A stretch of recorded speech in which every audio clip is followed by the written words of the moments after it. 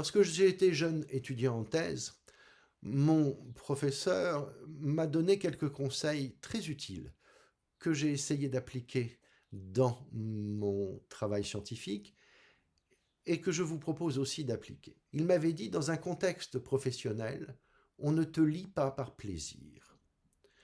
Et c'est vrai.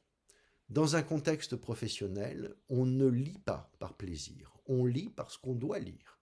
On lit par nécessité. Ce n'est pas comme un roman que l'on va décider de lire parce qu'on en a envie pour se détendre. Dans une activité professionnelle, on lit parce qu'on est obligé de lire. D'où une règle que m'avait imposée mon professeur: sois simple. Fais l'effort pour ton lecteur d'écrire simplement. Les phrases doivent être courtes, sujet, verbe, complément. L'expression doit se faire à la troisième personne du présent de l'indicatif. Attention, dans votre rédaction aussi, aux métaphores, aux expressions idiomatiques. Elles sont difficiles à traduire et leur sens n'est pas toujours compris par votre lecteur. Ensuite, mon professeur m'avait donné un deuxième conseil. Il m'avait dit: il faut que tu prennes ton lecteur par la main, comme les parents prennent leur enfant par la main. Il faut que tu le guides dans ton analyse. Et pour cela, il faut dire les choses 3 fois. Il faut dire que l'on va dire, il faut dire et il faut dire que l'on a dit. Votre propos doit toujours être précédé d'une introduction et suivi d'une conclusion. Et chaque paragraphe doit se conclure logiquement par le paragraphe qui lui succède. Il y a un point sur lequel je dois insister, c'est l'importance des références. Pourquoi les références sont-elles importantes? Eh bien, pour 2 raisons. La première raison, c'est le principe de reproductibilité des résultats. Ce que vous affirmez scientifiquement, un autre scientifique doit pouvoir le vérifier.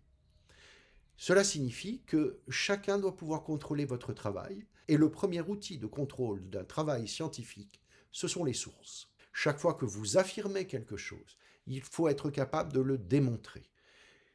Vous n'allez pas reprendre à chaque fois dans votre travail la démonstration.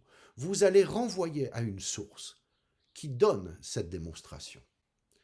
Et puis, la deuxième règle du travail scientifique, c'est le partage des connaissances. Le principe du partage des connaissances est essentiel. Toute personne doit pouvoir à son tour utiliser les auteurs que vous avez utilisés, utiliser les références qui vous ont aidé dans votre analyse.